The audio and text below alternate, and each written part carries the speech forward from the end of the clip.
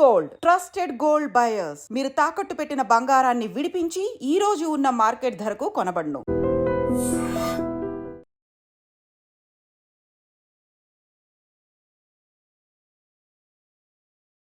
Hi hello నమస్తే, welcome back to our channel. నేను మీ వైషు. హైదరాబాద్లో ఇల్లు కడుతున్న వాళ్ళకి కట్టుకున్న వాళ్ళకి మా ఇల్లు ఉంటాయా పోతాయా? హైడ్రా వచ్చిన తర్వాత ప్రతి ఒక్కరు భయపడుతూ బ్రతుకుతున్నారు. హైడ్రా వల్ల ఎవరికి లాభం, ఎవరికి నష్టం? మిడిల్ క్లాస్ వాళ్ళు నిజంగానే అంతగా నష్టపోతున్నారా? ఈ విషయాలన్నీ మాట్లాడడానికి ఈరోజు నాతో పాటు real estate expert and legal advisor Srikanth Babu గారు ఉన్నారు. సార్తో మాట్లాడదాం. హలో సార్, నమస్తే. బాగున్నారా? ఫైన్ అండి. ఇప్పుడు హైడ్రా వచ్చిన తర్వాత ఉన్నాం ఈరోజు, రేపు ఉంటామా అనే డౌట్తోనే సగం మంది ఉంటున్నారు. అసలు హైడ్రా ఎందుకు వచ్చిందంటే ఏం చెప్తారు సార్? సింపుల్ అండి. హైడ్రా గురించి చాలా మందికి ఏంటంటే రకరకాల డౌట్స్ ఉన్నాయి. అంటే హైడ్రా వల్ల మా ఇల్లు కూల్చేస్తారు, మేము బ్యాంకు లోన్లు ఇచ్చిన ఇల్లు కూడా కూల్చేస్తున్నారు, హైడ్రా అసలు కేవలం సంపన్నులను బాగు చేయడానికి, పేదల్ని దోచుకోవడానికి, లేకపోతే పేదల ఇళ్ళని టార్గెట్ చేస్తున్నారు. ఇలా రకరకాల సందేహాలతో రకరకాలుగా మాట్లాడుతున్నారు. ఈవెన్ మీడియాలో కూడా, టీవీ ఛానల్స్ అందరూ కూడా ఏదో ఇక్కడ సామాన్యులు, ఇక్కడ బస్తీ జనాలు, వీళ్ళు ఇబ్బంది పడ్డారు, వాళ్ళు ఇబ్బంది పడ్డారు, ఇవే ప్రకటిస్తున్నారు. అవి ఎక్కువ పబ్లిసిటీ చేస్తున్నారు. ఇక్కడ మీరు గమనించాల్సింది ఏంటంటే హైడ్రా అనేది కేవలం చెరువుల్ని సంరక్షించడం కోసం, అంటే ఏవైతే మన తాతల తండ్రుల కాలం నుంచి భౌగోళికంగా అది చెరువు అయ్యి ఏదైతే ఉందో, ఇవాళ ఈ ఆస్తులు, ఈ విలువలు పెరిగిపోయిన తర్వాత ప్రతి గజం కూడా కొన్ని లక్షలు పలుకుతున్న రోజు వచ్చినాక ఏమవుతుందంటే ప్రతిదీ కూడా ఈ రియల్ ఎస్టేట్ బిజినెస్ ఎక్కువైపోయి రియల్టర్స్ అందరూ ఏం చేస్తున్నారంటే వాటిని చిన్న చితక ఒకళ్ళని చూసి ఒకళ్ళు, ఇతను ఒక 100 గజాలు ఆక్రమించుకుంటే అతను చూసి ఇంకొక అతను నేను ఒక 100 ఎందుకు ఆక్రమించుకోకూడదు అన్న కాన్సెప్ట్ లో ఆక్రమించుకోవటం. కొంతమంది పేదలు, మధ్యతరగతి వాళ్ళు కూడా వాళ్ళకి తెలిసి తెలియక, అంటే అందరికీ రియల్ ఎస్టేట్ మీద అనుభవం ఉండదండి. రకరకాల వాళ్ళకి ఏంటంటే ఓకే కట్టారంటే వాళ్ళకి ఏదో పర్మిషన్ ఉంది, కట్టి ఉంటారు, సో కొనుక్కోవచ్చు అన్న ఇదిలో ఏంటంటే ఒక ప్రతి సామాన్యుడికి, అది చిన్న పెద్ద మధ్యతరగత లేకపోతే ఎగువ మధ్య తరగత లేదా బాగా డబ్బు ఉన్న వాళ్ళ అని కాదు. ఇక్కడ ప్రతి ఒక్కరికి ఏంది, ఒక సొంత ఇల్లు ఉండాలి, నాకు నేను ఇక్కడ స్థిరపడిపోయాను, నా ఫ్యామిలీకి నాకు ఒక ఇల్లు, ఒక గూడు ఉండాలి అనేది ఒక కోరిక ఉంటుంది. సో దాని నిమిత్తం ఏంటంటే వీళ్ళందరూ ఏం చేస్తారు, వాళ్ళ ఉద్యోగాల నుంచి, వాళ్ళ వ్యాపారాల నుంచి వాళ్ళు సంపాదించే డబ్బుల్ని రూపాయి కూడబెట్టుకొని ఎట్లయినా వాళ్ళ ఇల్లు కొనుక్కోవాలి, లేకపోతే ఒక స్థలం కొనుక్కొని దాంట్లో ఇల్లు కట్టుకోవాలి, ఇట్లా రకరకాలు. సో ఇక్కడ ఏం జరుగుతుందంటే ఎప్పుడైతే ఈ చెరువులన్నీ కబ్జాలకు గురవుతున్నాయో, మీరు కనుక చూస్తే గత కొన్ని సంవత్సరాలుగా మనకి భారీ వర్షాలు పడినప్పుడు ఏమవుతుంది, కొన్ని పెద్ద పెద్ద విల్లాలు, అంటే 5 కోట్లు 6 కోట్లు 10 కోట్ల రూపాయలకు అమ్మిన విల్లాలు, అది మణికొండ కానివ్వండి, రకరకాల ఏరియాల్లో కూడా మునిగిపోయింది వాటర్ వచ్చి. ఎందుకు వచ్చినాయి ఈ వాటర్ ఆ విల్లాల్లోకి? కారణం ఏంటి? ఎవరు చేసిన పాపం అది? దానికి ఎవరు బాధ్యత వహిస్తారు? దీనికి ఆన్సర్ ఏ ఒక్కళ్ళ దగ్గర లేదు. ఇలాంటి ఎన్నో జరిగి ఎంతో మంది ఇబ్బంది పడి కొన్ని 100 కార్లు కూడా నీట మునిగి, ఇళ్ళు మునిగి, కొంతమంది ఒక 2-3 సాఫ్ట్వేర్ ఇంజనీర్లు కూడా మ్యాన్ హోల్స్ లో పడి చనిపోయి, వరదలు వచ్చి ఆ వాటర్ హెవీ ఫ్లో, అంటే ఈవెన్ ఆ మ్యాన్ హోల్ లో ఎంతైతే కెపాసిటీ ఆఫ్ వాటర్ పారగలదో దానికి స్థాయికి మించి ఓవర్ ఫ్లడ్ వచ్చినప్పుడు ఇలాంటి విపత్తులు జరిగినాయి అనమాట. వీటన్ని దృష్టిలో పెట్టుకొని ప్రభుత్వం ఏంది, ప్రజలకు మంచి చేయటానికి ఉంటుంది. ఏ ప్రభుత్వం అయినా సరే వాళ్ళు 10 రూపాయలు తిన్నా కూడా ప్రజలకు అంతిమంగా ఏంటంటే వాళ్ళు మంచి చేస్తేనే వాళ్ళకు ప్రజలు మరోసారి అవకాశం ఇస్తారు. ఎందుకు లేదు సార్ అంటే ఈ హైడ్రా అనేది ఇప్పుడే ఎందుకు అంత హైలైట్ అవుతుంది, ఇప్పుడే ఎందుకు ఇన్ని జరుగుతుంది? ఎందుకంటే మీరు గత కొన్నేళ్లుగా చూస్తే అతి భారీ వర్షాలు వచ్చినాయి. హైదరాబాదు నగరం మీరు చుట్టుపక్కల చూస్తే లాస్ట్ కొన్నేళ్లలో, అంటే లాస్ట్ 10 సంవత్సరాలు కనుక మీరు తీసుకుంటే చిన్న చితక పెద్ద చెరువులు ఎన్నో కబ్జాకు గురైపోయింది. అసలు ఒకప్పుడు మన పెద్దలు చెప్తా ఉంటారు, హైదరాబాద్ చుట్టుపక్కల కనీసం 2500 3000 చెరువులు ఉన్నాయి అంటారు. ఈ రోజు మనకు కనపడుతున్నాయి అవి కనీసం 100 కనపడుతున్నాయా, 200 కనపడుతున్నాయా? లేవు. ఎందుకు లేవు అంటే ఇదే పరిస్థితి. ఇక్కడ మీరు గమనించాల్సింది ఒక్కటే, లేటుగా అయినా సరే ఒక డెసిషన్ తీసుకుంది ప్రభుత్వం, ఒక పరిరక్షించడానికి ఒక డెసిషన్ తీసుకొచ్చింది. ఆ చెరువులకు మళ్ళీ పునర్జీవం ఇస్తానంటున్నారు. ఇప్పుడు ముందు ఆ కబ్జా కోరల్లోకి వెళ్ళిపోయినటువంటి చెరువులన్నింటినీ కూడా ప్రభుత్వం ఏం చేస్తుంది, వాటిని బౌండరీస్ నిర్ధారించి వాటికి ఫెన్సింగ్ చేసి అక్కడ ఉన్న అక్రమ నిర్మాణాలు, అది ఎవరు అయినా సరే, ఎవరు కట్టుకున్నా, పెద్ద పెద్ద ఎమ్మెల్యేలు, మినిస్టర్లు వాళ్ళే కూడా కోలుకొట్టారు. మీరు చూస్తే వాళ్ళు షెడ్లు వేసుకొని వాళ్ళు కబ్జా చేసి గోళ్ళ గట్టిని కూడా కోలుకొట్టారు. సామాన్యుడే కదా, అందరికీ న్యాయం చేస్తున్నారు. ఇక్కడ సామాన్యుడు నేను నష్టపోయినన్న ప్రతి ఒక్కళ్ళు గుర్తుపెట్టుకోవాల్సింది ఒకటే, సామాన్యులు 10 మంది నష్టపోతే అది కూడా ఒక విధంగా వాళ్ళు తెలిసి తెలియక చేసిన తప్పు వల్లే. ఎందుకంటే అది ఒక ఆక్రమణకు గురైన చెరువుకు సంబంధించిన భూమిలో కట్టిన అపార్ట్మెంట్ ఇల్లు మీరు కొనుక్కున్నారు, మీరు మోసపోయారు కాదంట్లా. కానీ ఇక్కడ మీరు గమనించాల్సింది ఒకటి, మీరు 10 మంది మోసపోతున్నారు. కానీ ఆ చెరువు గనక పునర్జీవం గనక రేపు ప్రభుత్వం చేయగలిగి ఆ చెరువును రేపు సత్యశ్యామలంగా దాని నిండా నీళ్లు నింపితే గనక ఆ చుట్టుపక్కల ఒక 4 నుంచి 5 కిలోమీటర్ల పరిధిలో అండర్ గ్రౌండ్ వాటర్ ఎంత పెరుగుతుందండి. ఈరోజు సమ్మర్ వచ్చింది ఇప్పుడు హైదరాబాద్లో, ఎన్ని అపార్ట్మెంట్లు ఎన్ని ఇండిపెండెంట్ హౌస్ల్లో వాటర్ లేకుండా రోజు వాటర్ ట్యాంకర్లు కొనుక్కుంటున్నారు. వాళ్ళకి సరిపోట్లా, ఇంకా వాటర్ సప్లై మాకు బాగా జరగట్లేదని రోజు జిహెచ్ఎంసీకి ఎంతమంది ఫోన్ చేసి కంప్లైంట్ ఇస్తున్నారు. దీనికి కారణం ఏంటి? వాటర్ ఎందుకు ఉన్నట్లు అండర్ గ్రౌండ్ లో? ఎందుకంటే మనం ఒక ఏరియాలో మనం 1 కిలోమీటర్ పరిధిలో మనం ఒక 50,000 మంది ఉండటానికి ఈ నివాసం అనుకూలం అయితే ఈ రోజు మనం ఎంతమంది ఉంటాం? 5 లక్షల నుంచి 10 లక్షల మంది ఉంటాం. రెండోది, మన చుట్టూ ఉన్న ఒక 2-3 చెరువులను కూడా మనం కబ్జా చేసి అక్కడ మనం కాంప్లెక్స్లు కట్టుకుంటున్నాం, ఇల్లు కట్టుకుంటున్నాం, విల్లాలు కడుతున్నాం, అపార్ట్మెంట్లు కడుతున్నాం. మన కళ్ళ ముందే జరుగుతుంది. మన కళ్ళ ముందు జరుగుతున్నప్పుడు ఒక పౌరులుగా మన దేశం బాగుండాలి, మన రాష్ట్రం బాగుండాలి అనుకునే ఒక పౌరులుగా మనం కూడా కంప్లైంట్ ఇస్తున్నాం. ఎవరో పట్టించుకోవట్లేదు. ఇంకా మనం వాటిని ఒక విధంగా ఎంకరేజ్ చేస్తున్నాం.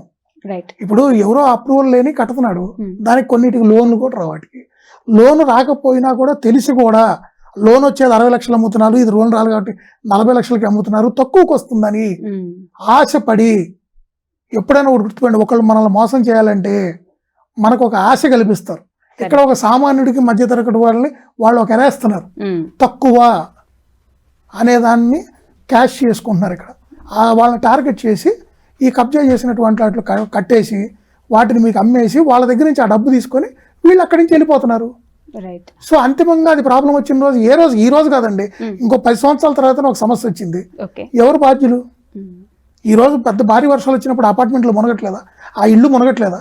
ప్రగతి నగర్, నిజాంపేట ఎన్ని చూస్తున్నాం మనం. ఇవన్నీ ఎందుకు మునుగుతున్నాయి?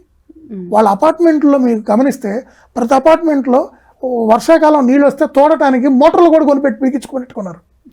ఎందుకు అంత దౌర్భాగ్య పరిస్థితులు ఎందుకుంటున్నాం? మనమే పాడు చేసుకుంటున్నాం అండి. మన చుట్టూ ఉన్న ప్రకృతిని మనం కాపాడుకోవాల్సింది పోయి మనకు స్వచ్ఛమైన గాలి, వెలుతురు, నీరు అనేది ఎంత ఇంపార్టెంటో మనకు తెలిసి కూడా వాటిని మనమే పాడు చేసుకుంటున్నాం. ఈ రోజు ఈ వర్షపు నీటిని మనం రక్షించుకుంటేనే రేపు సమ్మర్లో మనకి వాటర్ ఉపయోగపడుతుంది. మనకు అండర్ గ్రౌండ్ వాటర్ పెరుగుతుంది, మన నిత్యావసరాలకి, మన కాలకృత్యాలకి అన్నిటికీ నీళ్ళే కావాలి. కానీ ఇవాళ మనం ఏం చేస్తున్నాం? ఆ వర్షపు నీళ్ళు మొత్తం ఆ చెరువుల్లోకి వెళ్లకుండా, ఆ చెరువులు ఇంకకుండా చేసి అవి ఎంత డ్రైనేజ్ పాలు చేసి ఆ డ్రైనేజ్ కూడా ఓవర్ఫ్లో అయిపోయి అవి కూడా మళ్ళీ ఆ చెత్త చెదారం నీళ్ళు కూడా మన ఇళ్లలోకి వచ్చి రకరకాల రోగాలు వచ్చి మనం చేసుకుంటున్నాయి. హ్యూమన్ మేడ్ మిస్టేక్స్ అండి ఇవన్నీ. అంతే తప్ప అంటే హైడ్రా వల్ల లాభమే తప్ప నష్టమే. ఖచ్చితంగా మీకు లాంగ్ టర్మ్ లో హైడ్రా వల్ల సామాన్యుడి కాడి నుంచి పేదవాడి కాడి నుంచి మధ్యతరగతి వాళ్ళకి అందరికి కూడా భవిష్యత్ తరాలకి, నెక్స్ట్ మన భవిష్యత్ తరాలకి, మన పిల్లలకి మనం ఏమందించాలి? ఎవరికి ఆస్తి సరిపోయిద్దా? డబ్బులు ఇస్తే కొనుక్కోవడానికి నీళ్ళు దొరకపోతే ఏం చేయగలరు? డబ్బులు ఇస్తే గాలి పీల్చే గాలి కాలుష్యం అయిపోయింది, చచ్చిపోతున్నారు. గ్యాస్ సిలిండర్లు కొనుక్కొని ఆక్సిజన్ పీల్చుకుంటారా? ఏం చేస్తారు వీళ్ళు? రేపు ఆక్సిజన్ సిలిండర్స్ కొనుక్కోవాలి డబ్బులు పెట్టి. ఆ డబ్బులు ఇస్తే కూడా దొరకవు. ఒక్కోసారి మన కరోనా అప్పుడు మనం చూసాం మాస్కులు దొరకని పరిస్థితి. కరోనా అప్పుడు మనం ఏం చూసాం? మాస్కులు దొరకని పరిస్థితి. మరి ఎందుకు వచ్చింది అలాంటి పరిస్థితి? ఎప్పుడు ఏ విపత్తు వస్తుందో తెలియదు. సో భవిష్యత్ తరాలకు మనం ఇవ్వాల్సింది ప్రకృతిని మనం డిస్టర్బ్ చేయకుండా మంచి పచ్చని చెట్లు. ఇప్పుడు వాళ్ళు మనలాగా తినాలి, మనలాగా మంచి స్వచ్ఛమైన గాలి పీల్చాలి. మంచి చెట్లు ఉంటేనే కదా కార్బన్ డైఆక్సైడ్ తీసి మనం వదిలిన కార్బన్ డైఆక్సైడ్ తీసుకొని మనకు ఆక్సిజన్ ఇచ్చేది. ఇవన్నీ ఎలా జరుగుతాయి? ఈ వీటిని మనం అన్ని చెట్లన్నీ తీసేసి చెరువుల్లో నిండకుండా చెరువులను కూడా బూర్చి అక్కడ అసలు చెరువు ఉండేదని ఎప్పుడో తాతలు చెప్పారు ఇక్కడ చెరువు ఉంది, ఈ రోజు చూస్తే అక్కడ 10 అపార్ట్మెంట్లు ఉన్నాయి అంటున్నారు. ఏంటది? ఇప్పుడు నిన్న పేపర్లో న్యూస్లో కూడా వచ్చింది, మీరు చూసే ఉంటారు. నార్సింగ్ పరిసరాల్లో 4 సంవత్సరాల క్రితం ఉన్న చెరువు ఈ రోజు లేదు, మాయమైపోయింది, విల్లాలు వచ్చేసి. మరి ఎందుకు సార్ అంటే ఇంత కబ్జాలు చేసి మరి అపార్ట్మెంట్ లో ఇల్లులో కట్టాల్సినంత రేట్లు పెరిగిపోయినాయి అమ్మా. వ్యాపారం అమ్మా, అనతి కాలంలో ఎక్కువ సంపాదించుకోవాలి. అది జనాలు కూడా ఏంది, ఈ ఏరియాలో బాగుంది, ఇది దగ్గరగా ఉంది, ఇది మన ఆఫీసు దగ్గరగా ఉంది, లేకపోతే మా బిజినెస్కి దగ్గరగా ఉంది, మా షాపుకి దగ్గరగా ఉంది, ఇది దగ్గర, ఇక్కడ మెట్రో ఉంది, ఇక్కడ ఇది ఉందని చెప్పి జనాలు కూడా ఒకే ఏరియా మీద పడిపోవటం, అక్కడ రేట్లు అడ్డగోలుగా పెరిగిపోవటం, ఆ పెరిగినప్పుడు నాకు తక్కువలో కావాలనుకోవటం, ఈ రియల్టర్స్ చేతుల్లో ఇలా కబ్జాలకు గురైన వాటిల్లో ఈ చెరువులకు సంబంధించినవి, గవర్నమెంట్ ల్యాండ్స్ కూడా కబ్జా చేసి కట్టేసి అసలు ఏ లెవెల్కి వెళ్ళిపోయిందంటే అంత ఆ లెవెల్కి వెళ్ళిపోయింది. అంటే హైదరాబాద్లో రియల్ ఎస్టేట్ పెరగడం అనేది మోసాలకి ఉన్న ప్రకృతిని వాళ్ళు వినాశనం చేసేస్తున్నారు. ఈ చెరువులు ముఖ్యంగా అసలు ఎన్ని చెరువులు కబ్జా గురి అయిపోయినాయి. ఈరోజు హైదరాబాద్లో చూస్తే అనునిత్యం ప్రతి రోడ్లో వాటర్ ట్యాంకర్లు, సమ్మర్ వస్తే వాటర్ ట్యాంకర్లు నీళ్ళు లేని పరిస్థితి. ఇంకా భవిష్యత్తులో ఇంకెన్ని ఇబ్బందులు ఉంటాయి నెక్స్ట్. సో ఖచ్చితంగా ఉన్న వనరులను మనం కాపాడుకోవాలి, అది మన బాధ్యత, పౌరులుగా మన బాధ్యత. మనకు దేవుడు ఇచ్చిన ఈ వనరులను మనం కాపాడుకొని మన నెక్స్ట్ జనరేషన్ వాళ్ళకి ఇవ్వాలి మనం. ఓకే, కానీ ఇప్పుడు ఆల్ ఆఫ్ ది సడన్ మన ఇల్లు, మనం కట్టుకున్న ఇల్లు, 10-15 సంవత్సరాల నుంచి మనం ఉంటున్న ఇల్లు, రేపటి రోజున ఈ ఇల్లు లేదు, రోడ్డున పడిపోయాం అని ఏడ్చే వాళ్ళకి, అంటే ఎంత కబ్జా చేస్తున్న వాళ్ళకి తెలియదు కదా, ఎవరో కబ్జా చేశారు, వాళ్ళకి అమ్మేశారు, వాళ్ళు కనుక్కున్నారు, కట్టుకున్నారు, వాళ్ళ పరిస్థితి ఏంటి? మీకు ఇక్కడ ఈ విషయంలో నేను ఒక చిన్న పాయింట్ చెప్తాను. మీరు అన్నది కరెక్టే, లాంగ్ టర్మ్ నుంచి వాళ్ళు కొనుక్కున్నారు, నివాసం ఉంటున్నారు, వాళ్ళకి ఈ తప్పుల గురించి తెలియదు, ఇవన్నీ మీరు చెప్పారు. నేను ఇక్కడ మీకు ఒక విషయం చెప్పాలనుకున్నా. 80% పబ్లిక్ ఎవరైతే వాళ్ళు నష్టపోతున్నారో వాళ్ళందరికీ తెలుసు అది చెరువు, లేకపోతే అది కబ్జాకి లోన్ అయిన భూమి, దాంట్లో కట్టిన అపార్ట్మెంట్లో ఇల్లు నేను కొనుక్కున్నాను, నాకు రూపాయికి తక్కువకి వచ్చింది, ఇవన్నీ తెలిసి జరిగినాయి. తెలియక మోసపోయింది ఓన్లీ 20%. కానీ ఇక్కడ మనం ఒకటి గమనించాలమ్మా, 20% మంది ఇబ్బంది పడి 80% మందికి బాగుండాలా, 20% మంది గురించి ఆలోచించి మొత్తం 100% మంది ఇబ్బంది పడాలా? రేపు వర్షాలు వచ్చినప్పుడు 20% మంది కూడా ఇబ్బంది పడుతున్నారు. వాళ్ళేమి సుఖంగా ఉండట్లేదు, వాళ్ళు కూల్చేశారని బాధపడుతున్నారు కదా. కానీ రేపు అనుకోని వర్షాలు, భారీ వర్షాలు వస్తాయి, ఈ 20% పరిస్థితి ఏంటి? మళ్ళీ తిరిగి ప్రభుత్వాన్ని ప్రశ్నిస్తున్నారు, మీరెట్ట పర్మిషన్లు ఇచ్చారు, పర్మిషన్లు ఇచ్చారా లేదా, వాటికి పర్మిషన్ ఉందా లేదా, సక్రమంగా చూసుకునే వాళ్ళు ఉన్నారా? కొనేసుకుంటున్నారు. వాటికి లోన్లు రావని తెలిసి కూడా కొనుక్కుంటున్నారు. ఒక చిన్న ఉదాహరణ మీకు, మణికొండ అది పంచాయతీగా ఉంది, ప్రగతి నగర్ పంచాయతీగా ఉంది, నిజాంపేట పంచాయతీగా ఉంది. ఆ రోజుల్లో అక్కడ 4 ఫ్లోర్లు పర్మిషన్, 5 ఫ్లోర్లు 6 ఫ్లోర్లు కట్టారు. 4 ఫ్లోర్ పర్మిషన్ ప్రతి ఒక్కడికి తెలుసు. ఈవెన్ అపార్ట్మెంట్ అమ్మే ఆ కన్సర్న్ బిల్డర్, రియల్టర్ కూడా చెప్పాడు, ఇక్కడ మీకు 4 ఫ్లోర్లు అంటే పర్మిషను, 5-6 ఫ్లోర్లు కావాలంటే మీకు 5 లక్షల రూపాయలు తక్కువ అమ్ముతాం, ఇక్కడ మీకు లోను రాదు, ఓకే మీకు ఇష్టం అయితే కొనుక్కోండి, లోన్ కావాలంటే 4వ ఫ్లోర్ లోపల కొనుక్కోండి. రైట్, అర్థమైంది. ఒక 5 లక్షలు తక్కువ ఇస్తాం అన్నప్పుడు ఇంకో ఫ్లోర్ వేసుకుంటామని అనుకుంటారు, తక్కువకి వస్తుంది కొనేసుకున్నారు. ఒక ఫ్లోర్ వెళ్దాం పైకి, మనం ఏదో డబ్బులు తెచ్చుకుందాం, 5 లక్షలు కలిసి వస్తుంది, కింద కొనుక్కుంటే 30 లక్షలు, పైన అయితే 25 లక్షలకు వస్తుంది ఆశ. ఓకే, సో ఇప్పుడు ఈ హైడ్రా వల్ల రియల్ ఎస్టేట్ మార్కెట్ పడిపోయింది, ఇంకా అసలు కొనరు, ఎక్కడున్నాయో ఎవరికి తెలియదు, కబ్జా ల్యాండ్లో అమ్మేయచ్చేమో, ఇలాంటి డౌట్లు కూడా వస్తాయి కదా సార్. నిజంగానే రియల్ ఎస్టేట్ మార్కెట్ పడిపోయిందా? ఇక్కడ ఒక చిన్న విషయం అమ్మా, రియల్ ఎస్టేట్ మార్కెట్కి హైడ్రాకి సంబంధం ఉందా అంటే డెఫినెట్గా నేను ఒకటి చెప్తాను. హైదరాబాద్లో ఈ రోజు ఎలా ఉంటుందంటే, అదిగో అక్కడ ట్రంప్ వస్తున్నాడు, అక్కడ టవర్స్ కడుతున్నాడు అనగానే అమాంతంగా రేపు అక్కడి నుంచి ఆ చుట్టుపక్కల బిల్డర్స్ అందరూ 1000 రూపాయలు గజానికి, అదే స్క్వేర్ ఫీట్కి 1000 చొప్పున పెంచి అమ్మేస్తున్నారు. రియల్ ఎస్టేట్ అనేది అలా ఉంటుంది. సో డెఫినెట్గా హైడ్రా అనేది కూడా, ఈ కూల్చివేతలు అనేది కూడా, అది కబ్జాలో ఉన్నా సరే, ఇప్పుడు ఎప్పుడైతే అక్కడ కూల్చారు అనగానే ప్రజలకి, నేను ఇందాక మీకు అదే చెప్పింది, పూర్తి స్థాయిలో ప్రజలకి ఏంటంటే పూర్తి స్థాయిలో అవగాహన ఉండదు. అలానే ప్రజలకి పూర్తి స్థాయిలో అవగాహన కల్పించాల్సినటువంటి అధికారులు కానీ మీడియా సంస్థలు కూడా చేయరు. జస్ట్ ఆ కూల్చినప్పుడు ఆ బ్రేకింగ్ న్యూస్లు, ఆ హడావుడి, ఆ 2-3తో బయటలు ఇప్పించడం తప్పితే వాస్తవంగా అయితే అలా చేయట్లేదు. ఇక్కడ మెయిన్ ప్రాబ్లం అది. ఇక్కడ వాస్తవంగా ఏంటంటే ఎందుకు కూల్చారు, ఏం జరిగింది, ఏ సర్వే నెంబర్లో ఉంది, అది దానికి అప్రూవల్ ఉందా లేదా, అది చెరువు భూమా, గవర్నమెంట్ భూమా, ఏంటది అని మనం తెలుసుకోవాలి. కొనేటప్పుడు అన్ని వెరిఫై చేసుకోవాలి. ఈరోజు తప్పు జరిగినప్పుడు కూడా దాని మీద ప్రభుత్వం చర్య తీసుకుంటుంది. ఎవరో దాని మీద చర్య తీసుకోవాలి, ప్రభుత్వం తీసుకుంది. దానికి ఒక IAS ఆఫీసర్ ఉన్నాడు, ఆయన రంగనాథ్ గారు అని. ఎవరో సామాన్యుడు వ్యక్తి కాదు, IAS లాంటి తెలుసు కదమ్మా. రాజకీయ ఒత్తిళ్లు కొంతవరకు వాళ్ళ మీద ఉన్నా కూడా 80% వాళ్ళ డెసిషన్స్ వాళ్ళు తీసుకోగలరు. వాళ్ళకు ఎలాంటి చర్య తీసుకోవాలి, ఎంతవరకు ప్రజలు దీనివల్ల నష్టపోతారు అని ప్రతిదీ దృష్టిలో పెట్టుకుని వాళ్ళు చర్యలు తీసుకుంటారు. అడ్డగోలుగా కూడా చేయరు, ఎవరో చెప్పారని కూడా చేయరు వాళ్ళు. వాళ్ళకు కూడా మంచి విచక్షణ జ్ఞానంతో చేస్తారు ఏ పని చేసిన. ఓకే. సో హైడ్రా వల్ల రియల్ ఎస్టేట్ ఎఫెక్ట్ అయిందంటే ఖచ్చితంగా ఎఫెక్ట్ అయింది. ఎందుకంటే సామాన్యులకు భయాందోళనలు ఉంటాయి. ఇందాక నేను చెప్పినట్టు ట్రంప్ టవర్స్ వస్తుందనగానే హడావుడికి వెళ్ళిపోయి ఆ కోకాపేటలో 1000 ఎక్స్ట్రా పెట్టైనా ఎట్లా కొని ఇంకా పెరిగిద్దని ఆవేశపడతాము. అలానే అదిగో అక్కడ కూల్ చేస్తున్నారు అనగానే అదంతా చెరువు ల్యాండ్ అంటే అసలు ఆ ఏరియా మొత్తం ఇక నార్సింగ్ దగ్గర కొనుక్కోకూడదు, లేకపోతే పలానా అక్కడ కొనుక్కోకూడదు అని భయాందోళన గురయ్యి స్లో అయిపోతారు. దానివల్ల డెఫినెట్ గా మార్కెట్ మీద కొంత అనిశ్చితి అయితే ఉంటది. కానీ ఇది తాత్కాలికమే. అంటే దీనివల్లే హైదరాబాద్ మార్కెట్ పూర్తి స్థాయిలో ఏదో ఎఫెక్ట్ అయిపోయింది ఇంకా రియల్ ఎస్టేట్ ఉండదు అంటే అది అది కరెక్ట్ కాదు, ఒట్టి మాటలన్నీ. దానికి సంబంధించిన విధి విధానాలన్నిటిని కూడా ప్రభుత్వం విడుదల చేసింది. ఎక్కడెక్కడ లేక్స్ ఉన్నాయి దానికి సంబంధించి ఒక వెబ్సైట్ పెట్టారు. దాంట్లోకి వెళ్ళి ఆ లేక్స్ ఏంది, దాని విస్తీర్ణం ఎంత, ఆ చెరువుది, అది ఏ సర్వే నెంబర్ లో ఉంది అన్ని చూసుకోవచ్చు. వాళ్ళు ఏంటంటే ఒక్కొక్కటి కబ్జాకు గురైన అన్నింటినీ వెలికి తీస్తున్నారు. సో ఇలాంటి జరుగుతున్నప్పుడు ఏంటంటే కామన్ మ్యాన్ డెఫినెట్ గా సఫర్ అవుతారు. ప్రతి ఒక్కళ్ళు సఫర్ గారు ఒక 10% సఫర్ అవుతారు. తప్పదు. సమాజం బాగుండాలన్నప్పుడు కొన్నిటికి మనం కూడా తలొగ్గాలి. ఓకే. ఇప్పుడు మీలాంటి రియల్ ఎస్టేట్ వాళ్ళు ఇవి ప్లాట్లు అన్ని అమ్మే వాళ్ళు మీరు ఇబ్బంది పడట్లేదు అంటారు సార్? అంటే డెఫినెట్ గా నేను మీకు అదే చెప్తున్నాను, అందరికీ ఉంటుంది ఇబ్బంది. ఆ ఇబ్బందుల నుంచి మనం ఓవర్కమ్ అవ్వాలి. ఈ ఇబ్బంది అనేది ఎప్పుడు శాశ్వతం కాదు, తాత్కాలికం. 2 రాష్ట్రాలు విడిపోయినప్పుడు ఇబ్బంది పడలేదా? ఏమైంది? అసలు ఇంకా హైదరాబాద్ లో ఎవరు ఉంటారు? ఆంధ్ర వాళ్ళు వెళ్ళిపోతారు. ఇక్కడ ఎవరు ఇన్వెస్ట్మెంట్ పెడతారు? ఈ మెట్రో రైలు ఎవరు ఎక్కుతారు అన్నారు. ఈ రోజు ఆ మెట్రో ట్రైన్ కి ఖాళీ లేదు. అట్లా ఇబ్బందులు అనేవి ఏవైనా తాత్కాలికమే. మళ్ళీ అందరూ ఆల్రెడీ ఇన్వెస్ట్మెంట్స్ చిన్న ఇన్వెస్ట్మెంట్స్ చేసుకునే వాళ్ళు చేసుకుంటూనే ఉన్నారు సేవింగ్స్ కి తగ్గట్టు.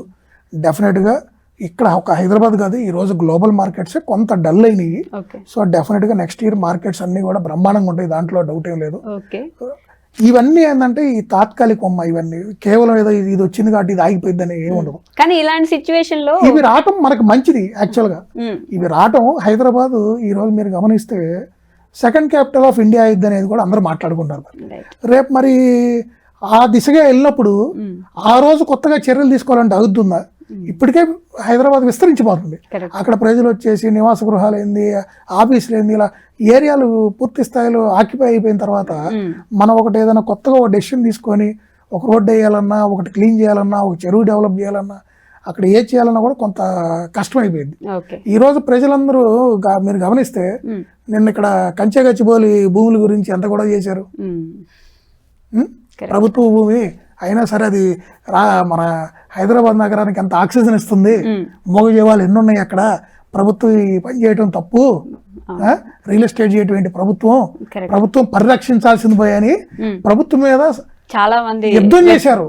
సోషల్ మీడియాలో ఏంటి అసలు 10 రోజుల పాటు తీవ్రతరమైన యుద్ధం చేశారు. రాష్ట్రపతికి మెయిల్స్ పంపించారు, మోడీకి పంపించారు, సుప్రీంకోర్టుకి వెళ్ళారు, సుమోటోగా పిటిషన్ తీసుకున్నారు, ఈవెన్ సిఎస్ తో సహా ప్రతి ఒక్కళ్ళని బాధ్యులు చేశారు. సుప్రీంకోర్టు వాళ్ళ మీద చర్యలు తీసుకుంటా ఉంది. మళ్ళీ ఇంత చేశారే, మరి ఈ చెరువులు ఎవరి? అది ప్రజల కోసం మరి ఆ ల్యాండ్. మరి ఈ చెరువులు ఎవరి? ఈ ప్రజలే కాదా? వీటి కోసం మనందరం ఫైట్ చేయకూడదా? మనం తప్పితే ఎవరు ఫైట్ చేస్తారు? ఇవాళ కొన్ని కాలనీ వాసులు కొంతమంది చూసారా, వాళ్ళకి కొంచెం విచక్షణ జ్ఞానంతో కొంతమంది కాలనీ వాసులు ఇట్లా కొన్ని వాళ్ళ పక్కన కబ్జా గురై ఇప్పుడు నిర్మాణాలు చేయబట్టబోతున్న 2-3 చెరువులకు సంబంధించి వాళ్ళు స్వచ్ఛందంగా హైడ్రా దగ్గరికి వెళ్ళి మా కాలనీ పక్కన ఏదో ఇట్లా ఉంది ఇట్లా చేయండి అంటే రీసెంట్ గా అలాంటి 2-3 చెరువులను కూడా వాళ్ళు కాపాడి రక్షించి వాటిని హ్యాండ్ ఓవర్ చేసుకోవడం జరిగింది. మీరు న్యూస్ లో కూడా చూసే ఉంటారు. హైడ్రా వల్ల ఉపయోగాలు ఏంటని ఇవాళ సామాన్యులు తెలుసుకొని ఈవెన్ వీళ్ళు కూడా ఏం చేస్తున్నారు, హైడ్రాకి కంప్లైంట్స్ పెట్టుకుంటున్నారు. మేము ఇట్లా ఒక లేఅవుట్ లో ప్లాట్ కొన్నాం, మా పక్కన ఇలా ఉంది, వాళ్ళు ఏదో ఇట్లా చేస్తున్నారు, ఒకసారి చెక్ చేయండి అది చెరువో కాదో అని కూడా ఎన్నో అర్జీలు పెడుతున్నారు. సో డెఫినెట్ గా ప్రజల్లో కూడా కొంత దీని మీద అవగాహన పెరుగుతుంది. డెఫినెట్ గా ముందు ఇంకా నాలెడ్జ్ వస్తుంది. డెఫినెట్ గా ప్రజలకు కూడా అర్థమవుతుంది. ఈ మన మంచి కోసమేనండి, వీటి వల్ల మనకు నష్టం అయితే లేదు, మన మంచి కోసం జరుగుతుంది. మన భవిష్యత్ తరాలకి మంచి గాలి, స్వచ్ఛమైన గాలి, నీరు కావాలి. సో ఇవన్నీ రావాలంటే ఇలాంటి చర్యలు తీసుకోపోతే కష్టం. ఓకే అండ్ ఇలాంటి సిచ్యువేషన్ ఉన్నప్పుడు ఎలాగో 10% తక్కువ ఉంటుంది, రియల్ ఎస్టేట్ మార్కెట్ కొంచెం స్లోగా ఉంది కాబట్టి ఇప్పుడు ఏదైనా ఒక మంచి ప్లేస్ తీసి పెట్టుకుంటే మనం ఒక ప్లాట్ ఏదో కొనుక్కుంటే ఒక 10 రూపాయలకి తక్కువ వస్తుంది కదా అని కూడా కొనుక్కొని వాళ్ళు ఖచ్చితంగా అమ్మా. అదే నేను ఇక్కడ చెప్తుంది, ఇక్కడ పబ్లిక్ ఎలా ఉంటారంటే అదిగో ట్రంప్ టవర్స్ కడుతున్నారని ఎట్లా పరిగెత్తారని ఇందాక మీకు చెప్పే కదా. పబ్లిక్ ఎలా ఉంటారు, మార్కెట్ బాగున్నప్పుడు అందరూ ఒకే సైడ్ వెళ్తారు. మార్కెట్ ఇప్పుడు బాగుంది, అక్కడ ఒక టవర్ కట్టారు, 200 ఫ్లాట్లు ఉన్నాయి, ఒక 100 అయిపోయినాయి అనగానే ఆ మిగతా 100 కోసం 200 మంది వెళ్తారు. మార్కెట్ ఇప్పుడు కొంచెం స్లోగా ఉంది, ఇప్పుడు వెళ్తే మనకు 10 రూపాయలు తగ్గించి కూడా ఇస్తారు అన్నప్పుడు స్లోగా ఉంది కదా ఇంకా తగ్గిద్దేమో, 10 కాదు ఇంకా 30 తగ్గిద్దేమో, 50 తగ్గిద్దేమో, ఇంకొంచెం ఆగుదామేమో, మార్కెట్ పడిపోతుందేమో, అసలు ఇప్పుడు కొనకూడదేమో, మన డబ్బులు ఇరుక్కుపోతాయేమో, ఇలాంటి భయాలు దానిలో గురవుతారు. మన పబ్లిక్లో ఉన్న మెయిన్ ప్రాబ్లమే అది. నేను అదే చెప్తుంది, ఇది రైట్ టైం. నిజంగా డబ్బులుండి కొనుక్కోవాలి ఒక ఇల్లు ఒక స్థలము అనుకున్న వాళ్ళకి this is the right time. ఈ రోజు మీరు ఇందాక తక్కువకి వస్తుందని చెప్పి ఎక్కడో అప్రూవల్స్ లేని కబ్జాకు గురైన వాటిలో మీరు ఎలా కొనుక్కున్నారో మీకు అక్కడ తక్కువకి వస్తుందని, ఈ రోజు మార్కెట్ స్లోగా ఉండటం వల్ల మీకు ఆ 10 రూపాయలు అక్కడే తక్కువకి వస్తుంది. మంచి అప్రూవ్డ్ దాంట్లో అన్నీ కరెక్ట్గా ఉన్నవి వాటిల్లో ఈ రోజు మార్కెట్ స్లోగా ఉండటం వల్ల మీకు తక్కువగా వస్తుంది. సో డబ్బులుండి కొనుక్కోవాలనుకున్న వాళ్ళు 100% ఈ రోజు కొనుక్కోవడం చాలా మంచిది. రియల్ ఎస్టేట్లో పెరుగుతున్నప్పుడు వెళ్తే డిమాండ్ ఉంటుంది, సో ఎవరు రూపాయి తక్కువకి ఎవరు, అప్పుడు తక్కువ కావాలనేమో ఎక్కడో కబ్జాలు చేసినాయి, గవర్నమెంట్ ల్యాండ్స్ లో కట్టినాయి, చెరువుల్లో కట్టినట్లు కొనుక్కుంటారు. ఇప్పుడు తక్కువ ఇస్తామంటే ఇంకా తగ్గిద్దిలే అని వెయిట్ చేస్తున్నారు. సింపుల్, అది హ్యూమన్ నేచర్ అండి, అంతేగా. Okay sir, thank you. నిజంగా ప్రస్తుతం ఉన్నటువంటి సమాజం దేనికి ప్రయారిటీ ఇస్తుంది? ఆర్థిక సంబంధాల చుట్టూ మాత్రమే తిరుగుతుంది. మళ్ళీ ఎన్నికలంగానే చాలా విరక్తి కలుగుతాను. మంచి అనిపిస్తుంది కదా, లేడీస్ కూడా ఛాలెంజింగ్ జాబ్స్ చేసినప్పుడు చాలా బాగుంటది. ట్రాఫిక్ అసిస్టెంట్స్ గా నియమించిన ట్రాన్స్జెండర్స్ అందరితో సాల్యూట్ చేయించుకుంటున్నారు. ఫుడ్ డెలివరీ ఇవ్వటానికి వెళ్ళినటువంటి డెలివరీ బాయ్ అనిల్ పై కళ్ళ ముందు